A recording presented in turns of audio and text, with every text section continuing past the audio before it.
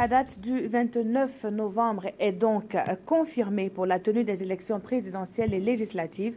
Le Conseil des ministres de ce jour a entériné les propositions faites en accord avec les partis signataires de la Charte de la transition.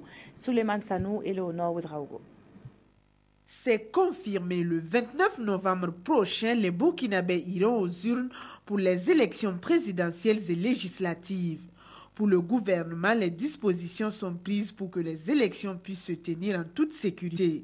Le Conseil des ministres a donc à cet effet adopté 2 décrets. Le gouvernement a adopté la date du 29 novembre 2015 et en conséquence de cela, il y a 2 décrets qui ont été adoptés convoquant le corps électoral pour l'élection présidentielle et le corps électoral pour les élections législatives le même jour. À cette rencontre hebdomadaire, le Conseil a instruit le ministre des Mines et de l'Énergie à relancer les négociations en matière d'exploitation de manganèse au Burkina Faso. Au regard des difficultés que nous avons rencontrées depuis un certain temps avec le projet Tambao, nous avons été instruits avec les collègues du ministère des Finances et du Commerce de relancer les négociations afin de préserver les intérêts du Burkina Faso et principalement les travailleurs qui y sont.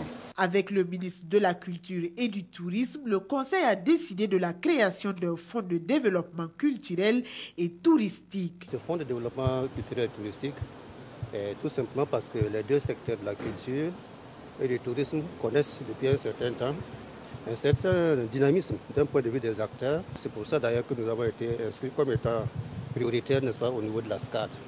Et la SCAD préconise que nous puissions donc développer un certain nombre d'actions qui puissent permettre non seulement de booster ces 2 secteurs-là, mais également de permettre de développer la culture, et également de développer donc le secteur touristique. Le Conseil a par ailleurs adopté une stratégie nationale des frontières et un programme d'appui à la gestion des frontières. Il a aussi décidé d'un deuil national de 3 jours pour les victimes du Hadj 2015 à compter du vendredi 16 octobre.